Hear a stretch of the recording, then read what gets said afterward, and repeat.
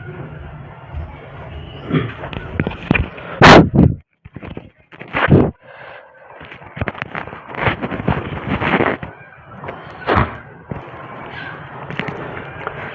दोस्तों, good morning and welcome to the class. आज हम टॉपिक लेकर हाजिर हुए हैं।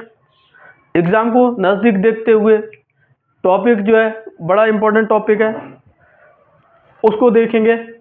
ठीक है, इंपॉर्टेंट फैक्ट देख लेंगे अपन उसमें, तो वो अपन का काम चल जाएगा वहाँ से। ठीक है, क्वेश्चन अपन के आएंगे तो उन इंपॉर्टेंट फैक्ट से ज़्यादातर पूछे जाते हैं पेपर में, तो उनको अपन आज डिस्कस करेंगे। कौन कौन से फैक्ट के बारे में बता रहे हैं हम, यानी टॉपिक जो है ना वो हम राजस्थान की प्राचीन सभ्यताएं एवं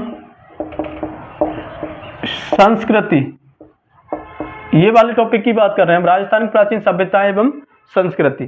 देखो, इसमें से इंपॉर्टेंट जो बात है ना, वो अपन अगर निकाल के चले तो कौन कौन सी बातें इंपॉर्टेंट आती हैं इसमें संस्कृति और सभ्यता में।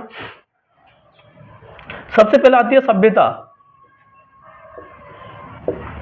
उसके बाद में आता है जिला, उसके बाद में आती है नदी, उसके बाद में खोजकर्ता, उसके बाद में उत्खननकर्ता,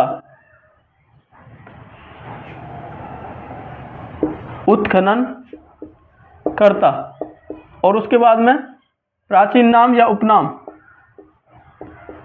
ठीक है, उपनाम, प्राचीन नाम, उत्खननकर्ता, ये टॉपिक है ना, ये जो फैक्ट है इनको जानना जरूरी है अपन को। ठीक है, अब यहाँ पर ध्यान रखना, सबसे प्राचीन जो सभ्यता सबसे पहले अपन लेते हैं, पहली सभ्यता कालीबंगा। ठीक है, पहली सभ्यता कालीबंगा, शाब्दिक अर्थ काले रंग की चूड़ियां। जिले की बात करें तो हनुमानगढ़।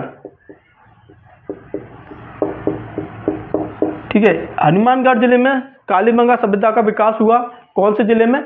हनुमानगढ़। नदी की बात करें तो घग्गर नदी, जिसे प्राचीन में सरस्वती, नट, सौदर नदी, इस तरह से इन नामों से जाना जाता है। खोजकर्ता की बात करें तो कौन थे? अमलानंद घोष। कब की थी? 1952 में। ठीक है, किसने की थी? अमलानंद घोष ने, ध्यान रखना। उत्खननकर्ता बीबी लाल, ब्रजबिहारी लाल और बीके थापर, बालकृष्ण थापर, इन्होंने उत्खननकर्ता का काम किया था कालीबंगा सभ्यता का। उपनाम करें तो यहां पर पूर्व हड़प्पा कालीन, ठीक है, कांस्य युगीन सभ्यता,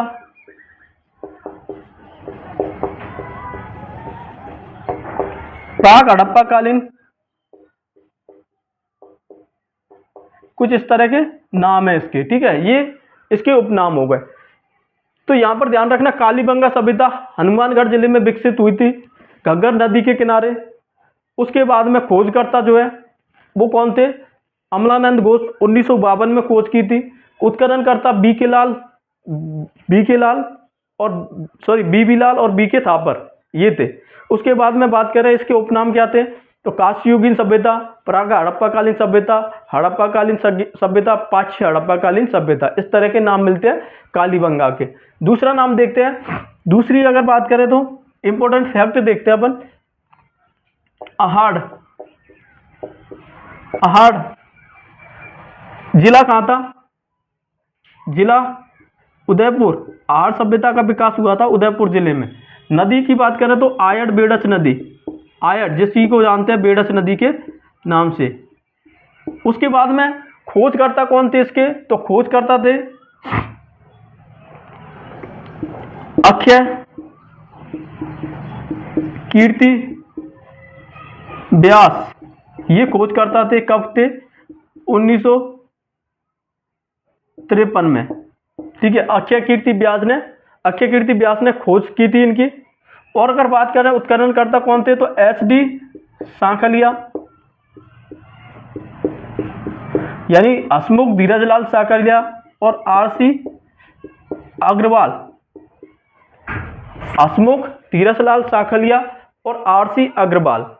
उत्खननकर्ता की बात करें, सॉरी उपनाम क्या था, यानी लोह युग, ताम्रयुगीन सभ्यता, ताम्रयुगीन सभ्यता, मृतकों का टीला, ये उपनाम था इसका। ताम्रयुगीन सभ्यता और मृतकों का टीला उपनाम था किसका, यानी सभ्यता, आहार सभ्यता का। आहार सभ्यता उदयपुर में विकसित हुई थी। बेड़ा चौड़ आयड़ नदी के किनारे। खोजकर्ता अक्षय कीर्ति व्यास 1953 में। उत्खननकर्ता एच.डी. साकलिया, आर.सी. अग्रवाल, ठीक है, रतनचंद्र अग्रवाल। उसके बाद में उपनाम की बात करें तो लोहयुग यानी ताम्रयुगीन सभ्यता और इसके बाद में मृतकों का टीला, ठीक है। ताम्रयुगीन सभ्यता की जननी ध्यान रखना किसको कहते हैं, गणेश्वर सभ्यता को। दोनों में ये फर्क है। दूसरा, थर्ड नंबर पे देखें तो यहाँ पर गणेश्वर सभ्यता कहाँ पर, नीम का थाना, कौन से जिले में, सीकर, ठीक है, नीम का थाना सीकर। नदी कांटली नदी, कांटली या कांतली नदी, यहां पर हुई थी। खोजकर्ता आर.सी. अग्रवाल यानी रतनचंद्र अग्रवाल। उत्खननकर्ता आर.सी. अग्रवाल और आर.सी. अग्रवाल और यहां पर विजय कुमार, आर.सी. अग्रवाल और विजय कुमार। अब ध्यान रखना ये कब हुई थी, 1976 और 77, ठीक है, 1976-77। उत्खननकर्ता आर.सी. अग्रवाल और विजय कुमार थे। उपनाम बात करें तो, यानी यहाँ पर बात करें उपनाम तो ताम्रवती सभ्यताओं की जननी, ताम्रवती सभ्यताओं की जननी। पुरातत्व का पुष्कर, पुरातत्व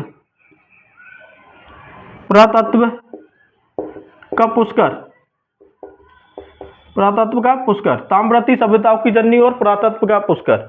यानी गणेश्वर सभ्यता नीम के थाना में विकसित हुई थी, जो सीकर जिले में, ठीक है। नीम का थाना कहाँ पर है, नीम का थाना सीकर में, कांतली नदी के किनारे। खोजकर्ता कौन थे, यानी आर.सी. अग्रवाल, रतनचंद्र अग्रवाल। उत्खननकर्ता आर.सी. अग्रवाल और विजय कुमार, ठीक है। इन्होंने 1976-77 में खोज की थी गणेश्वर सभ्यता की।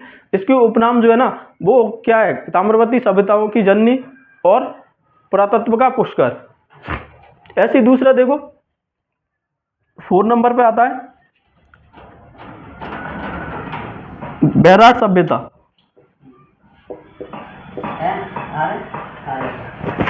बैराट सभ्यता जो थी वो कहां पर विकसित हुई थी,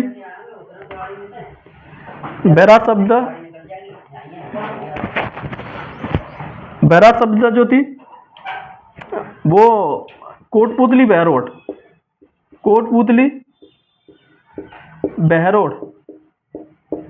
ठीक है, यहां पर विकसित हुई थी। ये कौन सी है, जयपुर, पहले जयपुर जिले में था। कोटपुतली बहरोड में बैराट सभ्यता का विकास हुआ। इसके बाद में नदी जो थी वो कौन सी है, यानी कौन सी,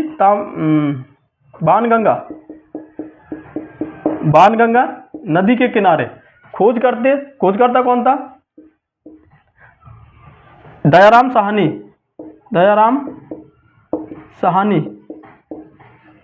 1936।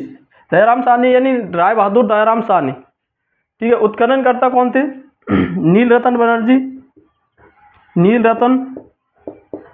बनर्जी और कैलाशनाथ दीक्षित।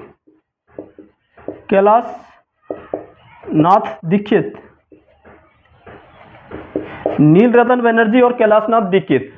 उपनाम इनका जो था ना वो क्या था, उपनाम था लोहयुगीन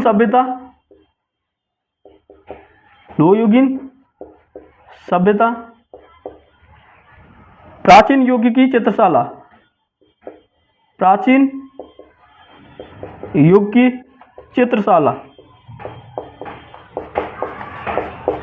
एल कार्लाइल को इसमें यानी बैराट सभ्यता की खोज चीनी यात्री एनसांग ने की थी। अब इसके बारे में बताएं तो बैराट जो थी वो कोटपुतली बैरोट पहले जयपुर जिले में आती थी, बाणगंगा नदी के किनारे विकसित हुई थी। ये खोजकर्ता कौन थे? राय बहादुर दयाराम साहनी। उत्खननकर्ता कौन थे? नीलरतन बनर्जी और कैलाशनाथ दीक्षित। उपनाम इसकी बात करें तो यानी लोहयुगी, ये कौन सी थी? लोहयुगीन सभ्यता थी, ठीक है, और प्राचीन युग की चित्रशाला, ठीक है, इनका उपनाम था। तो ये ध्यान रखना, यहाँ पर बड़े इंपॉर्टेंट फैक्ट है किनको लेकर? सभ्यताओं को लेकर, जिले को लेकर, नदी को लेकर, खोजकर्ता और उत्खननकर्ता, इन दोनों में ध्यान रखना, कंफ्यूजन हो जाता है। खोजकर्ता और उत्खननकर्ता, ठीक है, खोजकर्ता अलग लगते हैं अपन को, उत्खननकर्ता अलग है। इन दोनों चीज़ों को ध्यान रखना। सिर्फ शॉर्ट ट्रिक है ये, इस तरह से अपन शॉर्ट ट्रिक के माध्यम से काफ़ी कुछ सॉल्व कर सकते हैं। मेन जो पॉइंट है उनको अपन क्या कर सकते हैं यहाँ पर, यानी इस तरह से अपन रिकॉल कर सकते हैं मेन पॉइंटों को लिखकर, ठीक है। तो अपन एक कॉपी लेना, उसमें मेन पॉइंटों को इस तरह से क्या करना, एक नोटबुक में इस तरह से नोट डाउन करना, ठीक है। काफ़ी अपन को हेल्पफुल साबित होंगे इस तरह से अगर अपन लिखेंगे तो, ठीक है। तो ये टॉपिक अपन का छोटा सा था, ठीक है, ये बताना था अपन को। इसके बाद में अपन नेक्स्ट क्लास में दूसरा टॉपिक लेंगे। तब तक के लिए thank you and have a wonderful day.